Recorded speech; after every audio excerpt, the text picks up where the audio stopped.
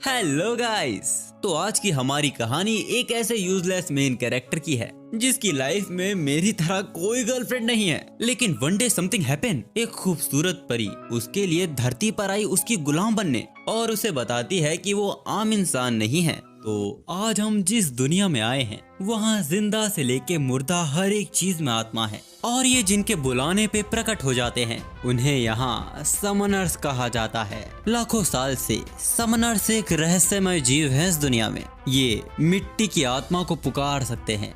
इनके इशारों पर गड़े मुर्दे भी खड़े हो जाते थे, यहाँ तक कि सितारे भी इनके काबू में थे। हालांकि आज के दौर में ये कहीं गुम हो चुके हैं या ये खुद ही लोगों के सामने नहीं आना चाहते। यकीनन ये लोग वक्त में कहीं खोकर लोगों के द्वारा भुला दिए गए होंगे, पर आज भी इनकी जगह कोई नहीं ले सकता। अब प्रेजेंट टाइम में हम एक लड़के को देखते हैं जो पेड़ के नीचे हेडफोन लगाकर सो रहा था। एक पत्ते की वजह से उसकी नींद टूट जाती है। वो उठते ही एक आवारा बिल्ली को नीचे आने को कहता है। हम देखते हैं कि ये बिल्ली कमर से घायल है। वैसे ये है 16 साल का जूनियर हाई स्कूल में पढ़ने वाला जिसका रिलेशनशिप से दूर दूर तक कोई वास्ता नहीं। आज ही इसको ग्रेड से कोई मतलब नहीं, खाता है, सोता है, स्कूल जाता है, बस यही उसके हर दिन का मेहनत भरा काम है। ना ही आज ही का कोई गोल है। इसको कोई शांत जगह दे दो, बस वही इसके लिए काफी है, और साथ में सीढ़ी शॉप भी दे देते तो भला हो जाता आपका। यही सब सोचते हुए आजी रोड क्रॉस करने के लिए रेड सिग्नल पर खड़ा था। अचानक दो बच्चे वहां खेलना शुरू कर देते हैं। आजी इससे इरिटेट हो रहा था। वो उस बच्चे का कॉलर पकड़ लेता है क्योंकि वो लड़का अभी एक कार से टकरा जाने वाला था, पर आजी ने उसे वक्त पर बचा लिया। अब ग्रीन लाइट होते ही आजी वहां से चला जाता है, लेकिन उस लड़के की माँ जो अपने बच्चे पे चिल्ला रही थी, इससे आजी को फिर से इरिटेशन हो रही थी। इतनी कमियों के अलावा आजी एक चीज में अच्छा था, वो खाना बनाने में बहुत अच्छा है। उसके पिताजी कहा करते थे कि एक दिन आजी सबसे स्वादिष्ट रामेन किंग बनाएगा। उसकी माँ का कहना था कि उसके बनाए खाने की खुशबू से खुद भगवान भी स्वर्ग से नीचे उतर आएंगे। वो अपने बनाए सूप को रामेन में डालकर एक परफेक्ट रामेन तैयार कर देता है। इसकी महक किसी और नाक तक भी पहुंच जाती है। अब जब आज ये सोच ही रहा था कि ये बोल उसका बनाया सबसे स्वादिष्ट रामेन हो सकता है, उसी वक्त उसके पीछे स्पेस और टाइम डिवाइड हो रहे थे। रेडियो वेव में हलचल होनी शुरू हो जाती है। आज ही देखता है तो वो भी कुछ समझ नहीं पा रहा था। उसके पास आते ही वो पोर्टल और बड़ा हो गया था। उसके अंदर से एक खूबसूरत परी बाहर निकलती है। आज ये देख उसके हाथ का रामेन बाउल छूट जाता है। ये देख वो परी अपना रूप बदल के तुरंत उस पर झपट्टा मार देती है और ढोरों की तरह उसे खाने लगती है। सदियों में पहली बार उसने इतना स्वादिष्ट खाना खाया था। हैरान आजी उससे पूछता है कि आखिर वो है कौन। वो बताती है कि उसका नाम डोरा है और उसका पूरा नाम हिप्पोटाथेपिरोडाइट हरम एनेसी डोरा है। आजी उसे घर से बाहर निकाल देता है। आजी को लग रहा है कि आज उसकी नींद पूरी नहीं हुई है, उसे बस आंखों का धोखा हो रहा है। लेकिन आजी को वो फिर दिखाई देती है उसका ही सूप खाते हुए। वो खिड़की से उसे बाहर फेंक देता है। आजी ये कहकर अपने आप को शांत कर ही रहा था कि वो अब तक सपना देख रहा है। उतने में वो फिर वापस आकर उसके आसपास हवा में तैरना शुरू कर देती है। थोड़े बहुत खाने से उसकी भूख मिटी ही नहीं थी, इसीलिए वो हर खाने की चीज को अपने अंदर समा लेती है और इतने से शरीर में सब कुछ निगल भी लेती है। आजी उसे टॉयलेट में फ्लश करने की कोशिश कर रहा था, लेकिन हार आखिर में आजी को ही माननी पड़ जाती है। वो डोरा को चाय ऑफर करता है और उसके मन में उठ रहे 3 सवाल उसे पूछता है। पहला कि वो है क्या चीज, दूसरा वो यहाँ क्यों आई है, और तीसरा कि वो उससे छुटकारा कैसे पा सकता है। वो बताती है कि वो समनिंग स्पिरिट है, यानी बुलाई गई आत्मा जो एंशिएंट टाइम से एग्जिस्ट करती है। इससे उसे याद आया कि उसे जन्म लिए 3 मिलियन ईयर्स हो चुके हैं, यानी वो 30 लाख साल की हो चुकी है। पर वो अपनी बॉडी पर खास ध्यान देती है, इसीलिए कोई बस उसको देखकर ही उसकी एज का अंदाजा नहीं लगा सकता। वैसे हमने जिस पटाखे को कुछ देर पहले देखा था वो डोरा का कंप्लीट फॉर्म है, पर उसे बनाए रखने में बहुत एनर्जी लगती है, इसीलिए वो अभी अपने पावर सेविंग मोड में है। वैसे आजी ने अनजाने में ही सही, जैसे एंशिएंट टाइम में लोग समनिंग स्पिरिट्स को पुकारने के लिए रिचुअल में फूड का यूज करते थे, ऐसा ही यहाँ पर भी कुछ हुआ है। यानी वो खुद नहीं आई, आजी ने उसे बुलाया है। उसकी गहरी नींद से उसने उसे जगाया है। यानी साफ तौर पे कहा जाए तो अब आजी को उसकी जिम्मेदारी उठानी होगी। उसकी बातें सुनकर आजी वहाँ से उठ जाता है और कोट पहनकर स्कूल के लिए निकल जाता है। वो बस इस नई मुसीबत से दूर भाग रहा था। आजी को भूख लग रही है। डोरा उसका सारा खाना खा चुकी थी तो उसे खाने को कुछ मिला ही नहीं। अब बस वो दुआ कर रहा है कि अब जब वो घर पहुंचे तो वो मुसीबत जा चुकी हो। पर मुसीबत तो सिग्नल पर उसका वेट कर रही थी। आजी ने अपने पैडल मारने की रफ्तार को बढ़ा दिया था, पर डोरा उसे आसानी से पकड़ लेती है। वो बताती है कि वो बहुत ताकतवर है, वो देवी है जो हर ख्वाहिश उसकी पूरी कर सकती है। आजी उसे बस के नीचे फेंक देता है, लेकिन वो फिर लौट आती है और इस बार वो उसे पैसों का लालच देती है। वो उसे पूरी दुनिया का सबसे ताकतवर इंसान बना सकती है, यहाँ तक कि वो उसे रॉकस्टार बना सकती है। वो उसे उसके साथ आने को कहती है। वो दोनों एक साथ पूरी दुनिया पर हुकूमत कर सकते हैं। आजी उसकी बात को सीरियसली ना लेकर अपना रास्ता ही बदल लेता है। आज जो आजी के साथ हो रहा है उसकी वजह से आज वो क्लास में ध्यान भी नहीं लगा पा रहा। इतने में डोरा फिर आ जाती है। आजी तुरंत पर्दा लगा देता है तो वो टेबल के नीचे से आ जाती है। वो आजी से किसी तरह का कॉन्ट्रैक्ट करवाना चाहती थी। उसकी ये सब हरकतों से आजी बहुत इरिटेट हो रहा था। वो चलती क्लास में ही चिल्ला देता है। डोरा को आजी के अलावा कोई नहीं देख सकता, जिससे टीचर को लगा कि आजी उससे बोल रहा है।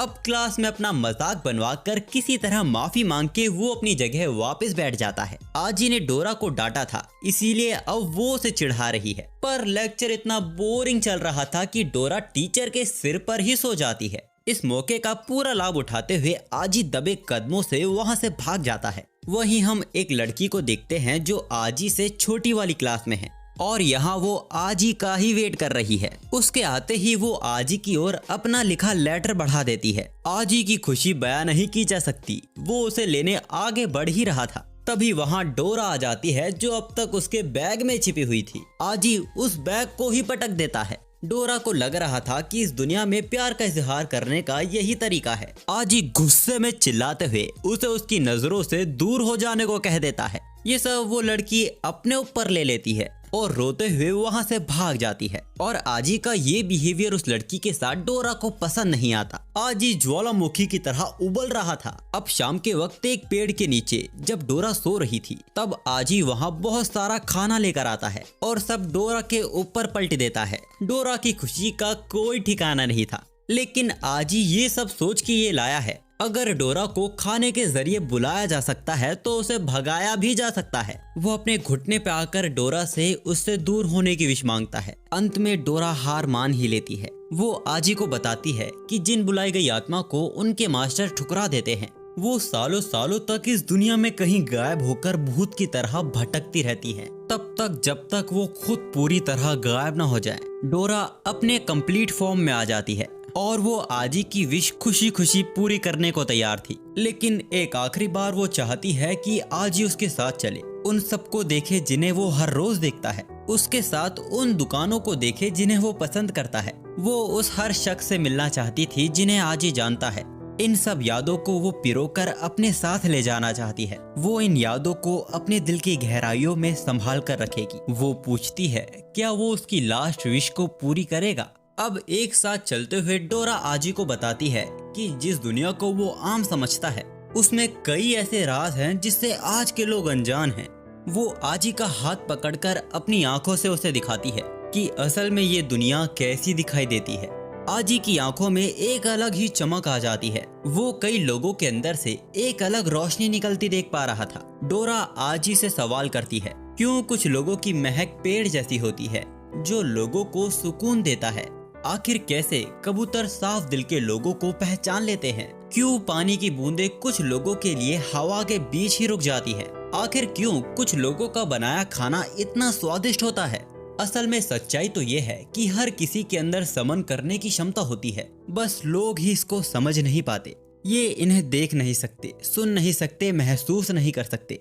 ये लोग सिर्फ उस अंधेरे में जल रही उस छोटी रोशनी को अपनी मुट्ठी में करना चाहते हैं। यहाँ उस छोटी रोशनी का मतलब लाइफ गोल से है जिसके लिए इंसान जीता है। इसीलिए कुछ खास लोग ही इस ताकत को यूज कर पाते हैं, जिन्हें समनर्स कहा जाता है। समनर्स हर वो चीज कर सकते हैं जो लोगों की सोच से परे है। वो दुनिया को तबाह कर सकते हैं या उसे बचा सकते हैं। हम देखते हैं कि उस गिराए गए पेड़ से आखिर वो आवारा बिल्ली नीचे उतर जाती है। डोरा आजी को समझाती है कि फर्क नहीं पड़ता कि वो कौन सा रास्ता चुनता है, बस उसे अपने सफर में वो रास्ता चुनना चाहिए जिस पर वो यकीन करता है। वो पूछती है क्या वो समनर बनेगा और उसके साथ इस दुनिया को एक्सप्लोर करेगा। आजी अपना हाथ आगे बढ़ाते हुए सोच रहा था। डोरा उसका हाथ कस के पकड़ लेती है, जिसके बाद उन दोनों के बीच एक मैजिक सर्कल क्रिएट हो जाता है। ये शायद वही कॉन्ट्रैक्ट था जिसके बारे में डोरा बात कर रही थी। हालांकि इस रिचुअल को वो बिल्ली भी देख पा रही थी। अब इसके पूरा होते ही डोरा खुशी के मारे उछलने लगती है,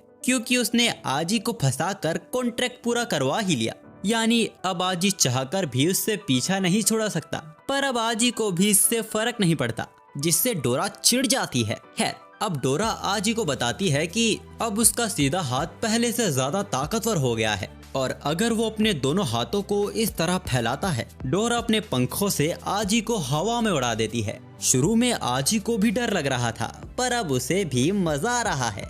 अचानक डोरा अपने आप को संभाल नहीं पा रही थी, जिस कारण वो दोनों बिल्डिंग से ठुकने से बचे हैं। ऐसा इसीलिए हो रहा है क्योंकि उड़ने में डोरा को एनर्जी का बहुत ज्यादा यूज करना पड़ता है। अब वो दोनों नीचे गिरने लगते हैं, लेकिन कोई चमत्कार ही था कि वो दोनों अब तक जिंदा हैं, पर उन दोनों को बहुत ज्यादा चोट लग गई है। तभी उनके घर की लाइट भी चली जाती है और पूरे मोहल्ले में सिर्फ आजी की घर की ही लाइट कटी थी, क्योंकि इस बार भी आजी बिजली का बिल भरना भूल गया था। डोरा आजी को जिम्मेदार होने को कहती है, क्योंकि अब वो समनर बन गया है। वो आजी के हाथ से एक ब्लू बॉल को समन करती है, जो कि ऊपर जाकर फैल जाता है। ये फायरफ्लाइज की ग्लोइंग लाइट है और इसके अलावा ये जख्मों को धीरे धीरे भर भी देती है। यानी जब तक आजी सुबह उठेगा उसके जख्म भर चुके होंगे। ये चीज आजी को और हैरान कर देती है। वो सारे सच जानना चाहता है कि आखिर डोरा आई कहाँ से है और आखिर ये समनिंग है क्या। अगर डोरा सब कुछ एक्सप्लेन करने बैठी तो उसे 3 दिन लग जाएंगे सब कुछ बताने में, लेकिन अगर कम शब्दों में बताया जाए। डोरा उन दिनों को याद कर रही थी जिसका मंजर बहुत ही भयानक था। वहाँ युद्ध का मैदान था। इन सबको याद करते ही डोरा का सिर बहुत दर्द करने लगता है। शायद ये समनिंग की गई आत्मा है जिनके बीच महासंग्राम छिड़ा हुआ है। डोरा को जब होश आया था उसने अपने आप को जंजीरों में बंधा पाया था, जहाँ से वो चाहकर भी निकल नहीं पा रही थी। अचानक डोरा का सिर फट जाता है। ये देख आजी डर गया था, पर वो तो बस सो रही थी।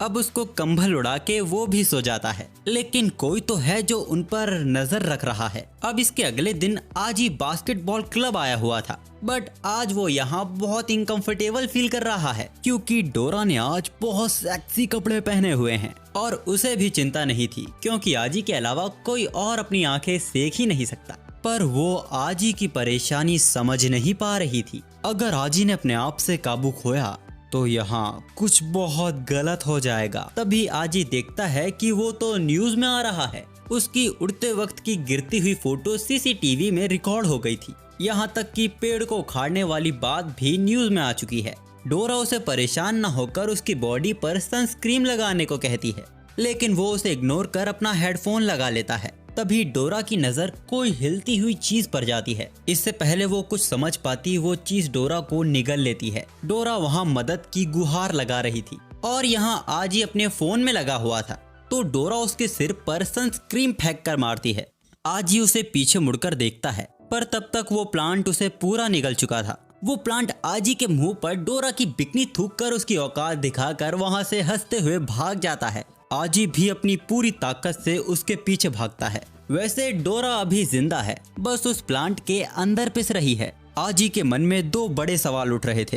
पहला कि आखिर ये चीज क्या है, और दूसरा कि डोरा इससे खुद बाहर क्यों नहीं निकल जाती। असल में तब समनिंग स्पिरिट किसी काम की नहीं होती जब वो अपने मास्टर से दूर हो। इसीलिए डोरा बेशर्मों की तरह आजी के पीछे लगी हुई थी। किसी तरह उसने उस प्लांट को पकड़ ही लिया था कि वो चकमा देकर फिर भाग जाता है। वो प्लांट आजी को भगा भगा कर विंड फॉरेस्ट हाई स्कूल की क्लब एक्टिविटी में ले आता है। इस भीड़ में उसको ढूंढना मुश्किल हो ही रहा था कि कोई पहलवान उसके सामने आ जाता है। ये उसी लड़की का भाई है जिसको आजी ने रुलाया था। वो लड़की अपने आप को साबित करने के लिए कई पत्थरों को अपने एक हाथ से ही तोड़ देती है। ये देख आजी की भी फट गई थी।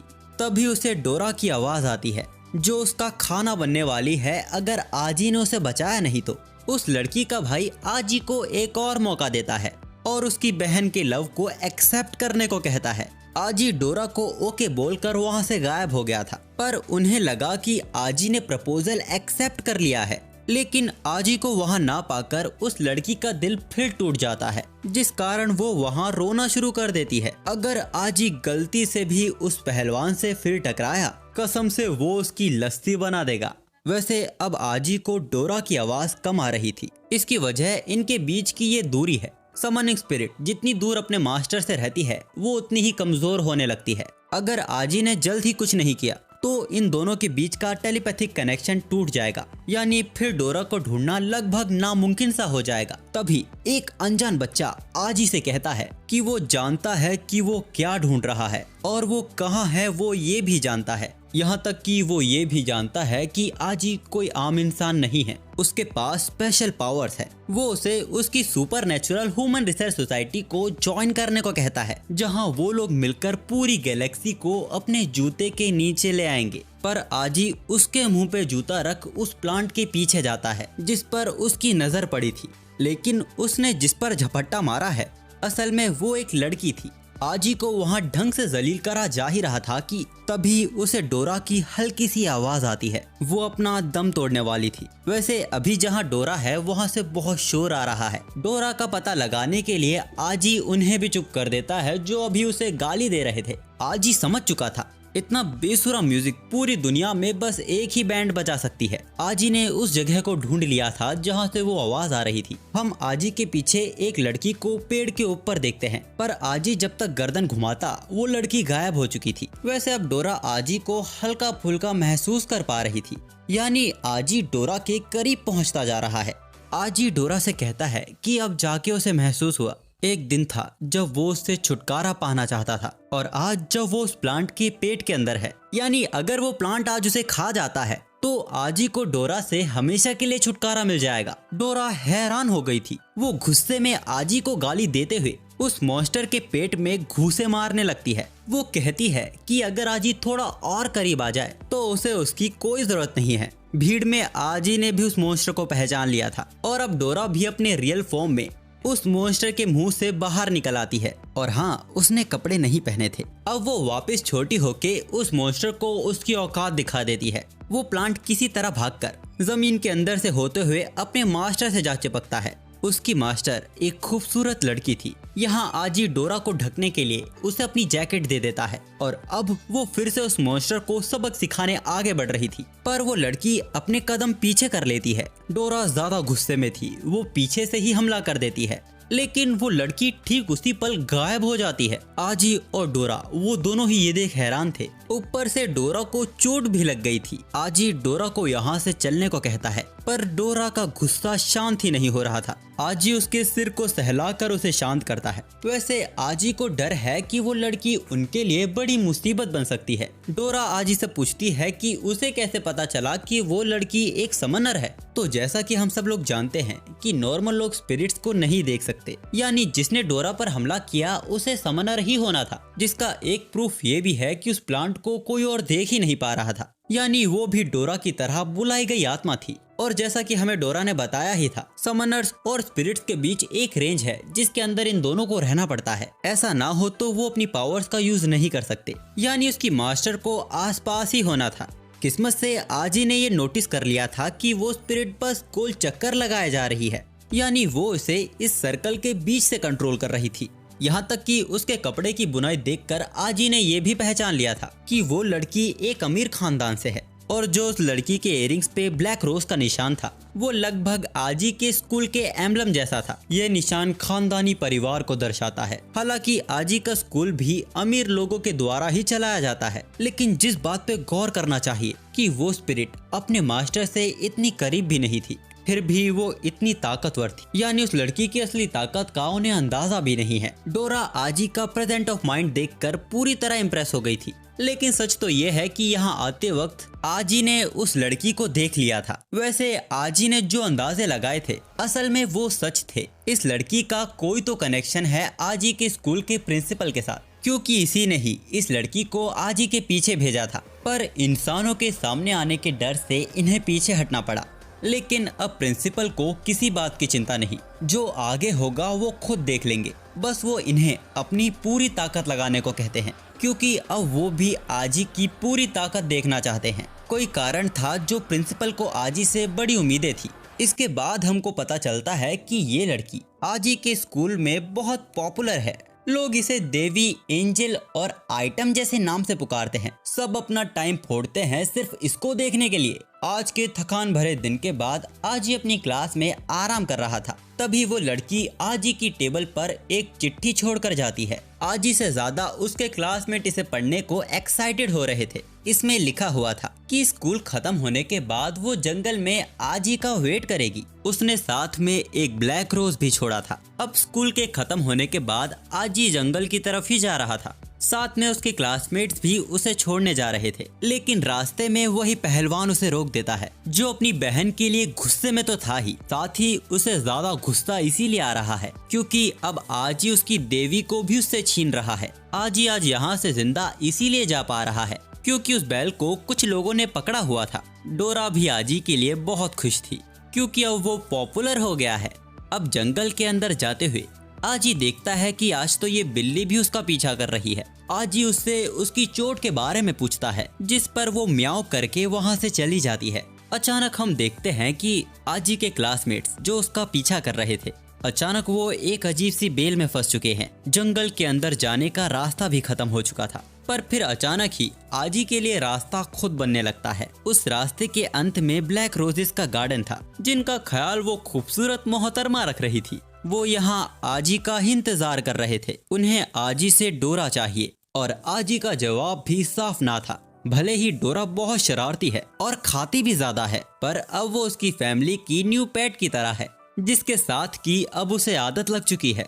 आजी कहता है कि डोरा को बचाना अब उसकी जिम्मेदारी है। वो लड़की आजी पर ब्लैक रोज फेंक के मारती है, जिससे आजी के गाल पर हल्का सा निशान भी आ गया था। अब वो अपने प्लांट स्पिरिट को लंबा करके उन पर एक घातक हमला कर देती है, जिससे डोरा और आजी दोनों अलग अलग हो गए थे। डोरा उसका सामना करने के लिए एक ताकतवर हथियार ढूंढ रही थी। आजी उसे जल्दी करने को कहता है, नहीं तो यहाँ से उसकी अस्थियां ही जाएंगी। पर डोरा का वेपन उसे मिल ही नहीं रहा था, यानी आजी को इंतजार करना होगा।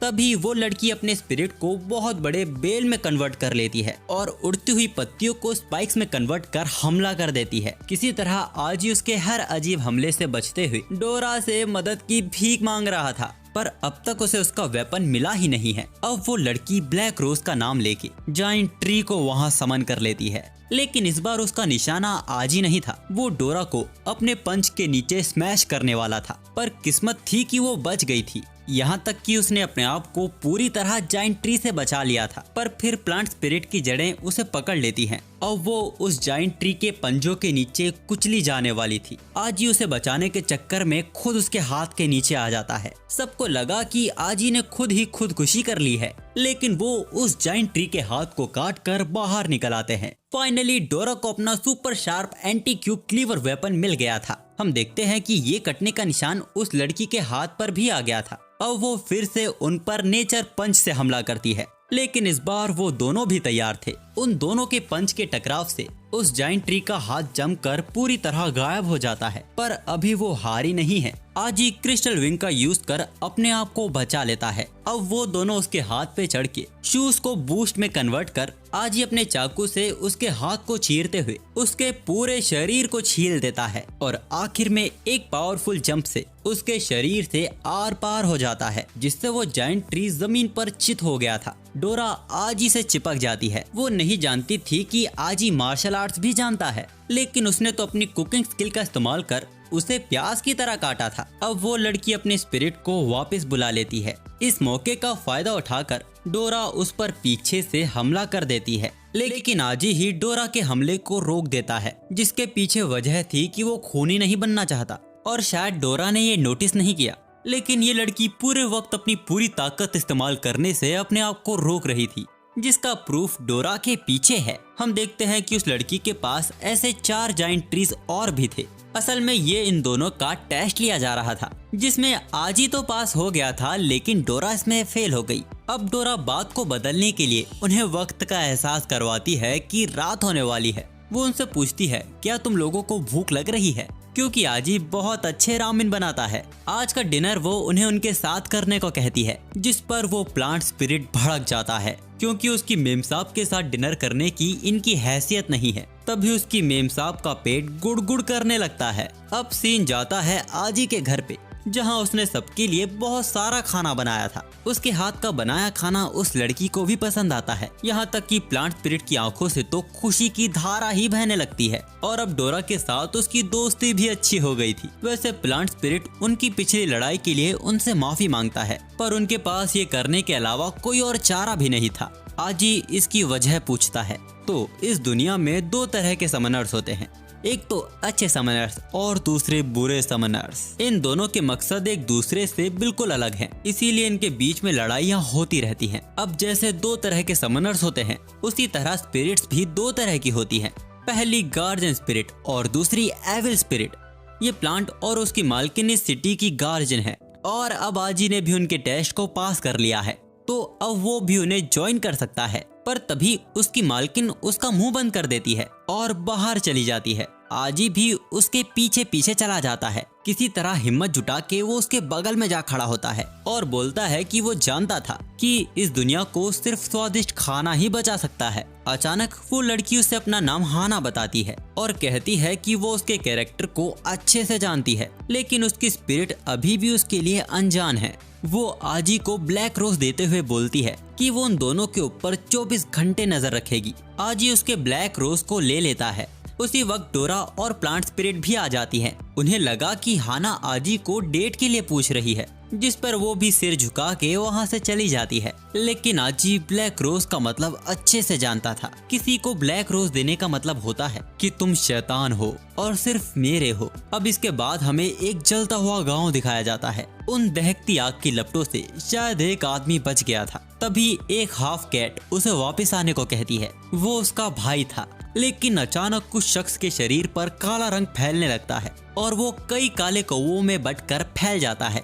ये उस हाफ बिल्ली का सपना था, जो अभी प्रेजेंट टाइम में किसी ऊंची बिल्डिंग के टेरिस पर कई बिल्लियों के साथ थी। उसके पास एक ऐसी भी बिल्ली थी जो आजी की बिल्ली जैसी दिखती थी। उसके साथ वो बिल्डिंग से छलांग लगा देती है। इस वक्त आजी अपने स्कूल में था। तभी अचानक एक जिराफ की गर्दन स्कूल की खिड़की से क्लास के अंदर आ जाती है। इतना काफी नहीं था कि कई सारे कोआलास भी क्लास के अंदर आ जाते हैं और पूरी क्लास में उथल पुथल मचा देते हैं। उन्होंने टीचर को भी दबोच लिया था। जानवर सिर्फ क्लास के अंदर ही नहीं, पूरे कैंपस में फैल चुके थे। आजी डोरा को लेके यहाँ से बाहर निकलने की कोशिश करता है, पर एग्जिट पर जाइंट पांडा बैठा हुआ था। आजी वहाँ से बाहर निकल जाता है, पर डोरा को पांडा बिल्कुल पसंद नहीं। जानवर स्कूल के बाहर भी बड़ी तादाद में फैल चुके थे। इन सबके पीछे उसी हाफ कैट का हाथ था। सिचुएशन आउट ऑफ कंट्रोल जा चुकी थी, इसीलिए सभी बच्चों को स्कूल के जिम में एग्जीक्यूट किया जा रहा था। पर डोरा आजी को दूसरी तरफ ले जाने लगती है। हम देखते हैं कि हालत तो शहर की भी खराब है। जानवर यहाँ भी फैल चुके हैं। न्यूज के जरिए हमें पता चलता है कि ये जू से भागे हुए जानवर हैं, जो अब पूरे शहर में फैल चुके हैं। इसीलिए सभी लोगों को पास के एग्जीक्यूट सेंटर जाने को कहा जा रहा है। तभी एक कौवे की वजह से न्यूज टेलीकास्ट भी रुक जाता है। तभी आजी की नजर उस हाफ कैट पर जाती है। वो इंसानों को जानवरों की ताकत दिखाकर इस सिटी पर कब्जा करना चाहती है। तभी आजी उसे धक्का दे देता है। असल में आजी उसे उन जानवरों से बचा रहा था जो उसके पीछे खड़े थे। अब आजी उस पे चिल्ला भी रहा था, क्योंकि अभी अभी वो जानवरों का खाना बनने वाली थी। ये सुन उस कैट के साथ सभी जानवर भी कंफ्यूज हो गए थे। हाफ कैट को आजी पर बहुत गुस्सा आ रहा था। तभी आजी की नजर उसकी बिल्ली पर जाती है, जिसको वो वही आवारा बिल्ली समझकर अपने घर ले जा रहा था, क्योंकि यहाँ बहुत खतरा है। लेकिन वो आजी के मुंह पे पंजा मार देती है और उस हाफ कैट के पास वापस चली जाती है। आजी भी हैरान था क्योंकि ये लड़की उसका नाम जानती थी। डोरा उसे केयरफुल होने को कहती है क्योंकि ये कोई आम लड़की नहीं लग रही। हाना और उसका प्लांट स्पिरिट यहाँ पहुँच चुका था और इतना तो ये लोग समझ ही गए थे कि इस लड़की की पावर्स जानवरों को समन करना है। तो जैसा कि मैंने आपको कहानी की शुरुआत में ही बताया था, अगर समनर के अंदर क्षमता है तो वो किसी भी चीज को समन कर सकता है, जरूरी नहीं कि वो आत्मा ही हो। वैसे इस बात से नकारा नहीं जा सकता। आज जो उनकी विरोधी है वो थोड़ी तो दिलचस्प है, जिसके लिए उन्हें सोचना पड़ रहा है कि इसे निपटाया कैसे जाए। हाना उसे अपना मुंह बंद कर जल्दी लड़ाई को खत्म करने को कहती है, जिसके बाद वो दोनों बिल्डिंग से छलांग लगा देते हैं और प्लांट स्पिरिट उन पर अंधाधुंध बुलेट सीट से हमला कर देता है, जिस वजह से पूरी जगह कंक्रीट की धूल से घिर चुकी थी। हाना इस मौके का फायदा उठाती है और अपनी ब्लैक रोज की पावर से उन सबको बेल से बांधकर पेड़ पे लटका देती है। लेकिन उस हाफ कैट ने अपने आप को बचा लिया था। जैसा बर्ताव उसके जानवरों के साथ किया जा रहा है उस पर उसे बहुत गुस्सा आ रहा था, पर प्लांट स्पिरिट उसको चिढ़ाते हुए अपनी मैडम की वाहवाही करने लगता है, जिस पर हाफ कैट उसे डांट देती है। प्लांट स्पिरिट चिढ़ जाता है क्योंकि उसने जानवरों को पिंजरे से बाहर निकालकर इंसानों की जान को जो खतरे में डाला है वो बेशक माफी के काबिल नहीं है। पर हाफ कैट का कहना था कि ये जगह तो हमेशा से जानवरों की थी, इंसानों ने ही आकर यहाँ पे कब्जा कर लिया है, यानी जिसको पिंजरे के अंदर होना चाहिए वो इंसान है। प्लांट स्पिरिट उसे अपना मुंह बंद कर उसकी स्पिरिट को उनके हवाले करने को कहता है, लेकिन हाफ कैट उल्टा उन्हें आखिरी मौका देती है उसके साथियों को छोड़ने का, और उसकी बात न मानने पर वो हाना पर तेजी से हमला कर देती है। हाना ने उसके हमले को रोक तो दिया था, पर हाफ कैट अपने हाथ को टाइगर के पंजे में भी बदल सकती थी, जिसका यूज वो भरपूर तरीके से करना जानती थी। अब तो हाना को भी उससे लड़ने में परेशानी हो रही थी। उनकी लड़ाई को देखकर डोरा भी एक्साइटेड हो गई थी, लेकिन आजी को इनके बीच में ना कर इनकी लड़ाई का नतीजा देखना था। हाफ कैट वाकई में बहुत तेज थी। उसने हाना के गाल पर एक निशान भी मार दिया था, यहाँ तक कि उसके तेज हमलों से बचने के लिए उसे शील्ड का यूज करना पड़ा, जिस वजह से हाना को थोड़ा मौका मिल जाता है। वो अपनी बेल से हाफ कैट को पकड़ने की कोशिश करती है, पर उसने अपने आप को बचा लिया था, लेकिन वो कुछ ज्यादा जल्दी खुश हो गई थी। हाना उसके पैर को जकड़ के उसको बिल्डिंग पे घिस देती है, पर हैरानी की बात थी कि इसके बाद भी उसे शायद ही चोट आई थी। वो तेजी से हाना की तरफ बढ़ती है। हाना भी उस पर उसी रफ्तार से हमला करती है, लेकिन हाफ कैट उसकी ईगर आई से हर एक हमले को देख पा रही थी, जिसके बाद वो तेंदुए की रफ्तार से हाना के हर एक हमले को डॉज कर बिल्डिंग से बिल्डिंग उछलते हुए अपनी पूरी बॉडी को बड़े भालू में कन्वर्ट कर लेती है और हाना के ऊपर कूद जाती है। पर मौके पर हाना ने अपने आप को बचा लिया था और आजी और डोरा इनकी लड़ाई को पॉपकॉर्न खाते हुए देख रहे थे। ब्लैक कैट हाना पर पूरा कंक्रीट का रोड फेंक के मारती है, जिसको हाना भी बड़ी मुश्किल से रोक पाई थी। अब हाना भी अपने जाइंट ट्री को समन कर लेती है। उसने हाफ कैट के फेंके पत्थरों को अपना हथियार बना लिया था, जिसको वो उसके ऊपर दे मारता है। वो दोनों ही विशालकाय थे और एक दूसरे पे भारी थे, और यहाँ ये दोनों इनकी लड़ाई पे कमेंट्री दे रहे हैं। अब हाना अपने प्लांट स्पिरिट को अपने जाइंट ट्री से मर्ज कर देती है, जिसके बाद उसके 4 हाथ हो चुके थे। उन 2 नए हाथों से वो उसका कीमा बना देती है, जिसके बाद वो भालू आजी और डोरा के ऊपर ही गिरने वाला था, पर वो जाइंट ट्री अपने 4 हाथों से उस भालू को पूरी तरह पिस देता है, जिसके बाद वो कई टुकड़ों में फट गया था। डोरा को यकीन हो गया था कि लड़ाई का नतीजा हाना की तरफ जा चुका था, पर सबकी सोच से परे वो टुकड़े शिकारी लोमड़ी में तब्दील हो जाते हैं। जब एक हाथी का सामना एक छोटी चींटी से होता है और अगर वो छोटी चींटी उसके सूंड में घुस जाती है, फिर जो हाल उस हाथी का होता है वही यहाँ इस जाइंट ट्री के साथ हो रहा था। उसके शरीर पर जितने जख्म आते उनका असर हाना के शरीर पर भी दिख रहा था। वो जाइंट ट्री के हाथों को स्पाइक्स में कन्वर्ट करके उन्हें दूर कर देती है और अपने शरीर को ब्लेड की तरह घुमा के सभी लोमड़ियों को खत्म कर देती है। इस लड़ाई को आजी और डोरा दूर से देख रहे थे। तभी आजी की नजर उस हाफ कैट की बिल्ली पर जाती है, जो कोई कारणवश बहुत घायल थी, साथ ही वो बहुत गुस्से में थी। हाफ कैट ने अब अपने रूप को एक स्नेक में बदल लिया था, जो जाइंट ट्री को जकड़ लेता है। वो जाइंट ट्री के एक हाथ को उखाड़ देती है, जिसके बाद वो उसे दूर फेंक देता है। इस लड़ाई में हाना बहुत घायल हो चुकी थी। आजी समझ चुका था कि अगर उसने इस लड़ाई को यहाँ नहीं रोका तो ये दोनों ही अपनी जान से जाएंगे। आजी डोरा से एक ऐसा हथियार मांगता है जो खतरनाक ना हो। डोरा एक ऐसा हथियार ढूंढने लगती है, पर उनपे इतना वक्त था ही नहीं। वो दोनों ही पीछे हटने को तैयार नहीं थे। आजी डोरा को लेके उन दोनों के बीच में ही कूद जाता है। डोरा उसी मोमेंट पे सोइल शेकल का यूज करके दोनों को रोक देती है।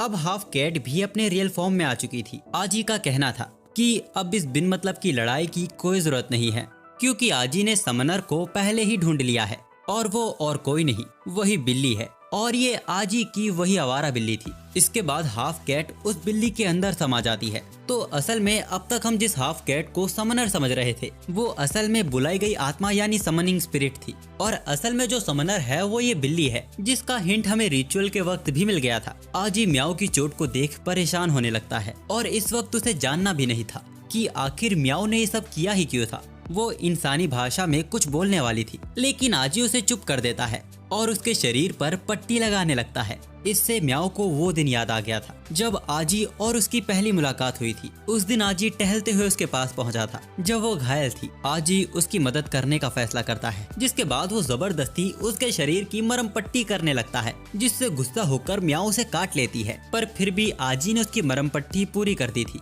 अब जैसे वो गुस्सा हो रही थी, आजी को यकीन हो गया था कि ये जल्दी ठीक हो जाएगी, जिसके बाद वो उससे उसका नाम पूछता है, जिस पर वो म्याओ कहती है। तो आजी ने भी उसका नाम म्याओ ही रख दिया था। खैर, अब डोरा हाना से कहती है कि आजी समनर को जानता है, इसीलिए वो उसके साथ ही रहेगी। पर इस बात के प्लांट स्पिरिट बिल्कुल खिलाफ था। वो म्याओ को अपने साथ ले जाना चाहते थे, पर तब तक के लिए तो आजी मना कर देता है जब तक म्याओ पूरी तरह ठीक नहीं हो जाती, और उसके बाद वो उसे ले जाने की कोशिश कर सकते हैं। प्लांट स्पिरिट गुस्सा हो जाता है तो डोरा भी उस पर अपना चाकू तान देती है और कहती है कि तुम लोग पहले से ही जख्मी हो और उसे उन्हें मारना पसंद नहीं जो पहले से ही कमजोर है। तो हाना भी ये कहकर वहाँ से चली जाती है। आजी को इसका बहुत जल्द एहसास हो जाएगा कि उसने गलत दोस्त और गलत दुश्मन चुन लिए हैं। प्लांट स्पिरिट भी दुखी होकर हाना के पीछे पीछे चला जाता है। अब रात तक शहर में फैले जानवरों को काबू कर लिया गया था और उसके बाद उन्हें वापस जू भेज दिया जाता है, लेकिन अब तक इसकी पुष्टि नहीं हुई है कि ये किया किसने था। इधर हम आजी को देखते हैं जो म्याओ को सहला रहा था। ऐसा करने से कैट स्पिरिट को भी कुछ हो रहा था। अब कहानी को आगे खींचने से पहले जहाँ तक मुझे समनर्स और समनिंग स्पिरिट के बारे में समझ आया है, तो मुझे ऐसा लगता है कि जब तक कैट स्पिरिट म्याओ के अंदर रहती है तब म्याओ का पूरा कंट्रोल कैट स्पिरिट ले लेती है। शायद इसीलिए कैट स्पिरिट आजी को पहचानती थी और म्याओ आजी को पहचानती ही नहीं थी। और जिस वक्त आजी ने म्याओ की मदद की थी उस वक्त असल में वो कैट स्पिरिट थी, और कैट स्पिरिट के बिना म्याओ एक आम बिल्ली है जिसके पास चीजों को समझने की समझ नहीं है। हालांकि वो एक समनर ही है और कैट स्पिरिट की मालकिन, पर आजी ने जिसकी मदद की थी वो कैट स्पिरिट है, इसीलिए अब हम कैट स्पिरिट को म्याओ कहकर बुलाएंगे। ठीक है, समझ गया। अब कहानी में आगे आजी ये देख हैरान था कि एनिमल्स भी समनर हो सकते हैं, तो म्याओ से बताती है कि जानवर भी समनर हो सकते हैं। यहाँ तक कि उसने अपने वक्त में एक मेमथ, टर्टल और एक बदबूदार जानवर को भी समनर बनते देखा था। हालांकि वो सब उसके भाई जितने कूल नहीं थे। तभी कैट स्पिरिट उदास हो जाती है। वो उन्हें अपने भाई की कहानी बताती है। उसके भाई के जाने के बाद उसने किसी तरह उसका पीछा किया और यहाँ इस शहर तक पहुँच आई, लेकिन उसकी चोट के कारण उसने कुछ वक्त तक अपनी समनिंग पावर्स को खो दिया था। उस वक्त आजी ने उसे बचाया था, और म्याओ ने आज जो किया है वो इसीलिए किया क्योंकि उसका भाई उसे इग्नोर कर रहा था, जिस कारण वो उसे ढूंढ भी नहीं पा रही थी। तो ये सब करने का उसका मकसद था कि उसका भाई उस पर ध्यान दे। जो भी हो, पर ये कहना गलत नहीं था कि उसने बहुत ज्यादा कर दिया था, जिसका अब उसे पछतावा भी हो रहा है। आजी कहता है कि उसके भाई को ढूंढने में वो उसकी मदद करेगा, लेकिन उससे पहले आजी को उसे पूरी तरह ठीक करना होगा। इधर आजी के घर से बाहर हम एक कौवे को देखते हैं। असल में यहाँ एक कौवे नहीं, कई सारे कौवे थे जिनको म्याओ के भाई ने समन किया था। अब अगले दिन हम देखते हैं कि म्याओ और डोरा सुबह सुबह गेम खेल रहे थे, तभी उनके घर की बेल बज जाती है। आजी गेट खोलकर देखता है तो बाहर बहुत सारे बाउंसर्स खड़े थे जो इंसान तो बिल्कुल नहीं लग रहे थे। वो यहाँ अपने मास्टर के ऑर्डर पे आजी और बाकी सबको लेने आए थे। इनको असल में हाना ने भेजा है और वो यहाँ आजी को डिनर के लिए इनवाइट कर रही है। आजी की देख के ही फट चुकी थी। वो बहाना बनाने लगता है, लेकिन हथियार की नोक पर उन्हें जबरदस्ती लेकर जाया जाता है, और जिसमें उन्हें लेकर जाया जा रहा था वो हेलीकॉप्टर भी हाईटेक था। उनकी मंजिल भी एक बहुत बड़ा मैंशन था जहां हाना और उसका प्लांट स्पिरिट उनका इंतजार कर रहे थे। वैसे अब तक इन दोनों के बीच का मामला सुलझा नहीं है। हाना उन्हें उनके साथ आने को कहती है क्योंकि उनके मास्टर अंदर उनका इंतजार कर रहे हैं। हम देखते हैं कि मैंशन में हर एक काम के लिए स्पिरिट मौजूद थी। निगरानी रखनी हो या सुरक्षा रखनी हो, पौधों को काटना हो या उनमें पानी देना हो, हर एक काम यहाँ स्पिरिट ही करती है। अब यहाँ पे इतनी सारी स्पिरिट थी तो एक बड़ा सवाल उठता है कि यहाँ कितने समनर्स मौजूद हैं। पर हैरानी की बात थी कि इन सभी स्पिरिट्स को सिर्फ एक ने ही समन किया था। यहाँ हम म्याओ के भाई के कौवे को भी देखते हैं। खैर, मेंशन अंदर से बहुत ही बड़ा और खूबसूरत था और जो सबका ध्यान अपनी ओर आकर्षित कर रही थी वो वॉचर्स की लीडर की विशालकाय मूर्ति थी। हाना का परिवार इन्हें भगवान की तरह पूजता है। अब ऊपर जाते वक्त आजी को लगता है कि कोई उसे पीछे से आवाज दे रहा है। वो आवाज मूर्ति से आ रही थी। अचानक आजी एक अलग दुनिया में पहुंच जाता है। वहाँ एक खूबसूरत लड़की उसका नाम पुकार रही थी। आजी उसकी तरफ बढ़ रहा था, तभी डोरा उसके सिर पर हाथ लगा देती है जिससे वो होश में आ गया था। प्लांट स्पिरिट आजी का मजाक उड़ाते हुए बोलता है, दिन में सपने मत देखा करो बच्चे। डोरा को भी उस पे हंसी आ रही थी। खैर, वो लोग मास्टर के कमरे तक पहुंच चुके थे। उनका नाम हार्लेन था। वो आजी का स्वागत करते हुए उससे माफी मांगता है कि वो उन्हें खुद लेने नहीं आ पाया। वैसे हार्लेन ब्लैक रोज फैमिली का हेड है, साथ ही वो छोटे से लेके बड़े हर एक बिजनेस को खुद संभालता है। पर उसकी प्यारी पोती भी है जो इसमें उनकी मदद करती है। वो यहाँ हाना की बात कर रहे हैं। डोरा उनकी उम्र देख उन्हें हल्के में ले रही थी, पर उनके हाथ के हल्के प्रेशर से ही वो लोग अपनी जगह पर बैठ जाते हैं। आज उनके ताकतवर ओरा को महसूस कर पा रहा था। वैसे इन्हें यहाँ बेवजह नहीं बुलाया गया है। वो उन्हें बताते हैं कि हर एक चीज में स्पिरिट होती है और लेजेंड्स का मानना है कि इन सबका अस्तित्व एक क्रिस्टल की वजह से है। इंसानी समनर्स के बीच की लड़ाई बहुत वक्त से चलती आ रही है, क्योंकि एंशिएंट टाइम में समनर्स दो हिस्सों में बट गए थे। एक के पास कुदरत की ताकत थी, वो लोग धरती की रक्षा किया करते थे, उन्हें वॉचर्स कहा जाता था। तो दूसरी तरफ ऐसे समनर्स थे जो दूसरों की समनिंग पावर्स को छीन लेते थे। उन्हें खत्म करके वो सिर्फ अपनी खुशी के लिए पूरी धरती पर कब्जा करना चाहते थे। इन समनर्स को डिस्ट्रॉयर्स कहा जाने लगा। ये समनर तय करता है कि उसे क्या बनना है, एक वॉचर या फिर एक डिस्ट्रॉयर। किस्मत से उन्हें आजी पहले मिल गया था। वो आजी से पूछते हैं कि वो क्या बनना चाहता है, वॉचर या फिर एक डिस्ट्रॉयर। डोरा कहती है कि उसे अवेंजर बनना है और म्याओ जस्टिस लीग ज्वाइन करना चाहती थी। आजी उन दोनों को चुप कर देता है और हार्लिन से कहता है कि उसकी माँ कहा करती थी कि कभी माफियाओं का साथ मत देना, और बुजुर्गों ने भी कहा है कि वॉयलेंस का कभी कोई फ्यूचर नहीं होता। उसकी बातों पर म्याओ और डोरा को हंसी आ रही थी। हार्लिन आजी से पूछता है, क्या उन्होंने सच में ऐसा कहा था? क्योंकि जहाँ तक वो जानता है, आजी जब 5 साल का था तभी उसके पेरेंट्स ने उसे छोड़ दिया था। वो अचानक ही कहीं गायब हो गए थे। तब आजी किसी और के साथ रहने लगा जब तक वो खुद अपना ख्याल रखने के लायक ना हो गया। आजी एक जीनियस स्टूडेंट है, साथ ही वो 2 पार्ट टाइम जॉब करता है। साथ ही आजी ने अपने सुनहरे बालों को डाई करके छिपाया हुआ है। आजी अपनी जिंदगी ऐसे जीता है जैसे उसकी कोई ख्वाहिशें ही नहीं है। वो दुनिया से कुछ नहीं चाहता, लेकिन आजी भी अंदर से अकेला महसूस करता है। आजी ये सब सुन हैरान हो गया था। अगर हार्लेन की बातें थोड़ी भी सच्ची हैं, तो आज भी आजी के वॉलेट में उसके पेरेंट्स की फोटो होगी। अब तक जो भी आजी के साथ हुआ, उसे लगा कि ये सब एक इत्तेफाक है, पर अचानक एक देवी का जागना और सिर्फ रामिन से उसे समन कर लेना, सच में क्या ये कोई इत्तेफाक हो सकता है? ना आजी डोरा के बारे में जानता है और ना ही अपने पेरेंट्स के बारे में, पर शायद ये दोनों ही बातें एक दूसरे से कनेक्टेड है।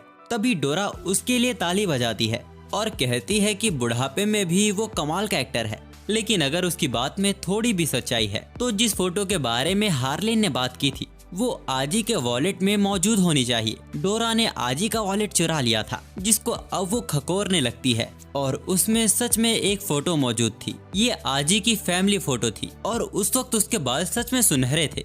लेकिन इस फोटो में आजी के फादर का चेहरा पूरा फटा हुआ था। वैसे हार्लिन म्याओ और उसके मकसद के बारे में भी जानते थे। म्याओ का भाई अब एक क्रिमिनल बन चुका है जो दुनिया पर कब्जा करना चाहता है, यानी कि वो एक डिस्ट्रॉयर बन चुका है।